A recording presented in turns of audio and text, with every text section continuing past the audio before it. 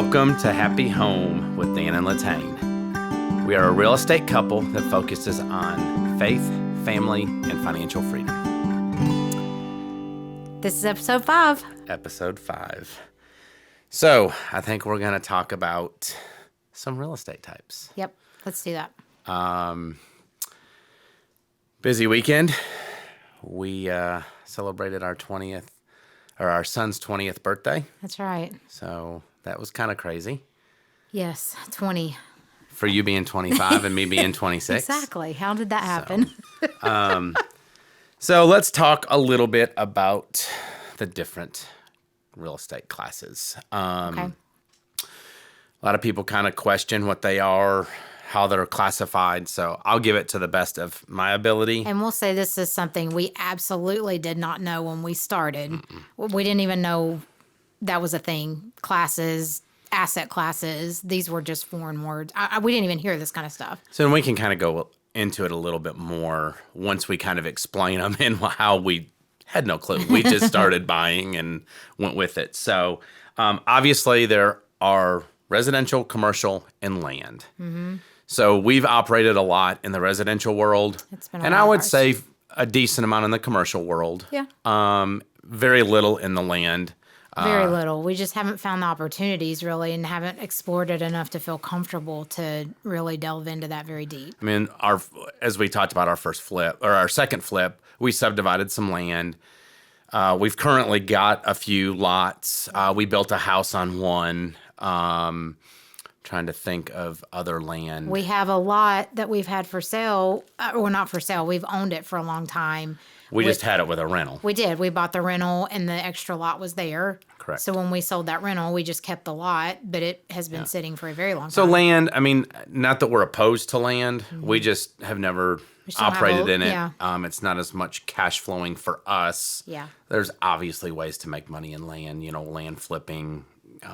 Building. It's Building, just something different we just things. haven't done a lot of. So residential, very basic. I mean, I looked it up on the internet just to kind of see what they actually said and it's condos, co-ops. It's funny because they put multifamilies, they put single family, townhouses, vacation rentals.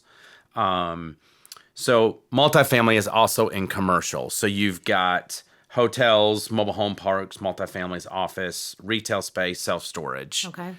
So, residential, we've done the vacation home. We had one condo in Atlanta when we lived down there. Mm-hmm. And then, the single family investment property. Commercial, we've never done hotels. We've never done mobile home parks. We've owned a mobile home. We've done multifamily. Currently we have an office retail space where our office is. Yeah. And then we got pretty big into self-storage as well. We did.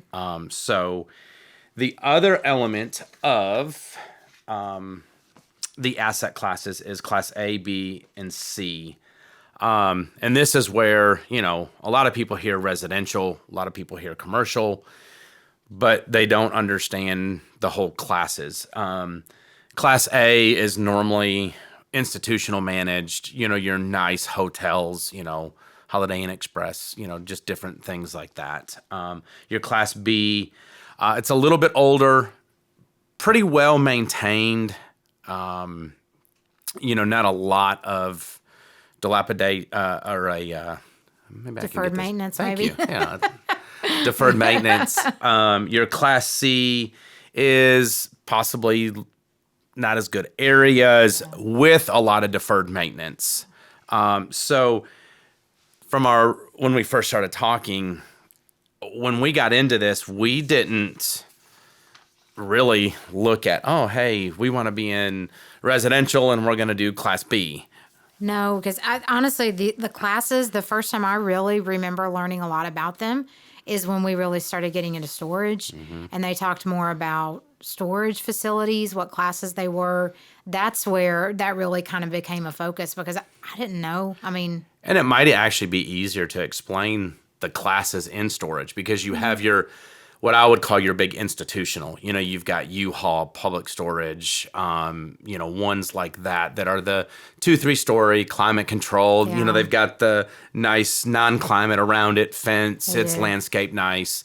Then you got your B storages that are not necessarily, you know, bad looking, but it's maybe a self-managed, or they have like a 10 facility portfolio. Then you got more of your mom and pops that, you know, Yeah. the deferred maintenance you can see a little more, maybe not fencing gates, Yeah. you know, stuff like A that. lot of old school management. You come into the office, you pay. Correct. Yeah. Their office, you can call it between 9 to 5. And Correct. yeah, that would be a lot of So, those. you know, we've kind of been all over the place with it Yeah. because we started mainly just residential. You know, at most, I think, was a duplex. We owned a lot of little houses that we Houses. for rentals, and then we were flipping. And then it was probably about 5-6 years ago when we bought our first 20-unit apartment Yeah, a bigger building. multifamily. You know, so we went to the commercial side, was able to clean that up. We ended up selling it. Then we got in, we had the 12-unit, you know, So and then when we bought the 20 unit, what would you say when we bought it? What class would you put it in? E. I mean, it was, We didn't talk about that. yeah, it was deferred. No, honestly, I would say it was probably a low C, Yeah. mid C, because it's actually in a decent area. It is in a decent area. You know, so once we got it, very deferred maintenance. I mean, a lot of deferred maintenance and a lot of very rough tenants. Yes. So once we started cleaning it up and we were able to get better tenants, better quality tenants in there, I mean, I think when we sold it, I would say it was a solid B. I agree. And I will say, I don't know that we could really classify any of our portfolio in A because we self-manage. If we go to sell and someone is not wanting to do that, that was going to lower that just a tad because we manage and a potential buyer might not want Well, to and if you do remember that. when we sold our 20 unit, that was constant questions. You It had was. investors that would come and look, Yeah. and they're like, well, what about management? You know, we suggested some management, but that is all that we've ever done is self-manage. I don't know if that's a good or a bad thing. Some days we talk about switching up and looking at do. getting management. You know, the terms that are used now is vertical integration or vertical management, or, you know, just doing it yourself, or you get institutional. For us, I still think that we do a lot of stuff in-house. We do. And part of it is kind of the way we've built the business, and we have an office, we have someone in the office, so it just kind of works. Not saying maybe down the road we might really start turning some things over to a little more hands off for us, but that's kind of where we've been all these years. So we're definitely not Class A. No, because of that. And even the type of properties that we buy, we normally buy pretty heavy value add. We do. And they never get, you know, I think one of the things I read in the different classes is age. I think once it gets over 20 years, here you go. Class C properties are usually over 20 years old and aren't located in ideal areas. The Class B says that it's 20 years with some deferred maintenance. Okay. So we definitely buy in the Class B realm. But that's kind of been the niche. I don't know that we planned it. I don't know that... and I don't even know that it's something that you have to. I mean, I think... I will say this. I do think that when you start into real estate, if you're just getting started, I would look at your personality. There are some people that are like, I would absolutely not want to manage. I would not want to have a tenant that I have to talk to. Yeah. Where with us, at the time, we just couldn't afford even to have a property manager. We didn't even know what that meant. I didn't know what that meant, yeah. You know, so we just managed it. And then throughout the years, you know, we've developed the skills to be able to do it. But the example I used was a family member that I think it would be smart for him, because he is in the construction business, probably not being in flipping.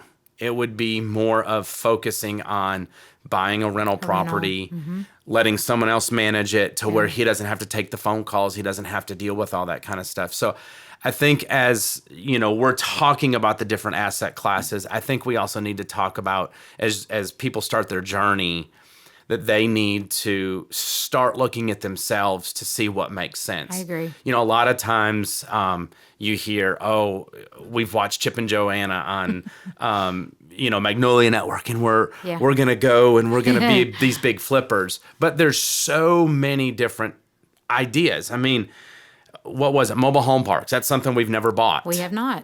I've got friends that are killing it in mobile home parks.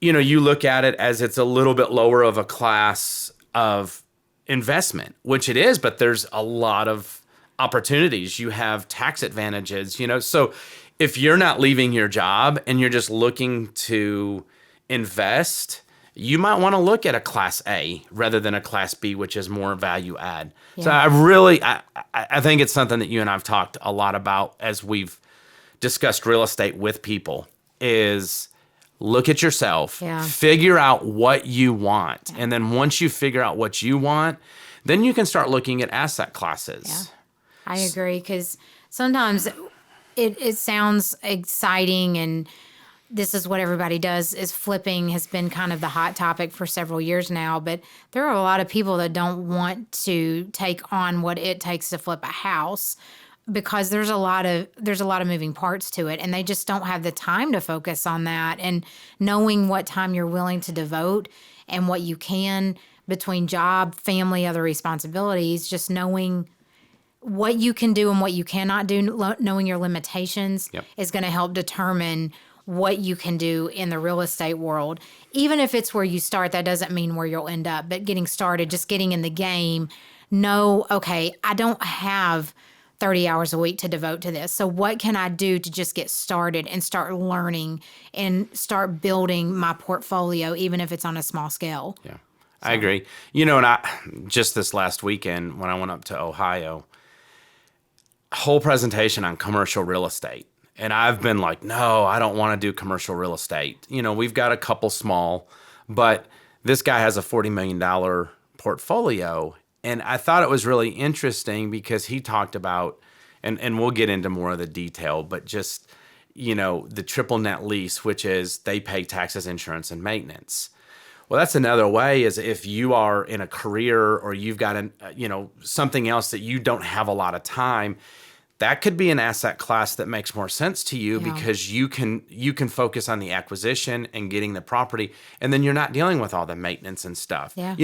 I really truly think that a lot of people start in residential because it's what we see so much of. It is, and in a general idea, usually residential is a lot cheaper than to go buy a commercial building. I was going to say the barrier of entry. It's easier to get into. So that's where a lot of people start because everybody's got to have somewhere to live. I mean, if you're buying a rental property, you're going to have a tenant. Everyone's got to have somewhere to live. So it's a little bit easier to get started there. But what was interesting is as he was talking about those commercials, he was talking about the barrier of entry because so many people say that it's easy to get in residential. And he said, honestly, I have felt like it's easier to get into the commercial side because everybody's so focused on residential. That's true. And you think about it. 3 years ago, it was multiple bids. It was highest and best. It was all this kind of stuff, unless you were getting stuff off market. Well, with commercial, you don't have as many people going after that because they have this mindset of, oh, it's just so hard to get in. Where, I mean, our little commercial building, it was one unit. We bought 2 houses and that commercial for $275. Yeah. So we had 2 houses that are now worth $150,000, $170,000. So, if you take that money and then take out the commercial building, it was actually pretty cheap. Now we've got a tenant in there. Yeah. It does very well in a good area. It's in our downtown area. So it's a good little commercial building. So I think that people... I think the other thing is people think you hear commercial and you've already got this image in your mind of a big, huge 20-unit strip plaza. Yeah. And that is not the only thing that's commercial. Like you said, it was one commercial building and there was 2 houses next to it. I mean, so commercial can be anywhere from one building to a very large property with a lot of units. So part of this is just knowing, just because you have one picture in your mind, that doesn't necessarily mean that's the only option in that field. Right. So I think as we talk about the asset classes, I think it's important for us to just open up people's minds and ideas, looking at themselves, looking at their personality, their financial situation. And we'll talk more about financial, because people do think self-storage or hotels are so expensive. We'll talk about how to get money, how to deal with the money side of things. But I think right now it would be good for people just to kind of look at personality, look at goals, what they're focusing on, and figure out what asset class. And I think you made a really good point.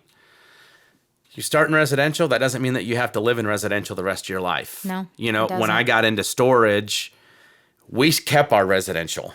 Well, as I was going to masterminds and getting to know guys in storage, they're all selling out of their rental properties. They're like, I'm tired of the management. I'm tired of this. I can do storage, and it's so much less management. On my side, you can use call centers. You can change. Yeah, absolutely. I mean, since hearing this about commercial, we've made an offer on an 11-unit, commercial building. I like the idea. I don't want to go crazy in it, but I like the idea. Absolutely. So, I don't know. I think that we just need to make sure that everybody understands that there's a lot of options. There are a multitude of options, and just about any way you want to slice it, you can come up with a way to do this, and big or small. So. Yeah, big or small. That's true too. Yeah. So, any other last thoughts? I don't think so. We'll delve into these more in depth down the road. Specifically, get some case studies, things like that. Sounds good. So once again, I guess I'll say this, where we've hung out a lot has been residential, flips, small multifamily, and then storage. Yeah. So we haven't definitely not gotten into hotels or anything else like that. I won't say never. We haven't yet. Yeah. So, okay. All right. Well, we will see you guys next time for Naysayers. That's right.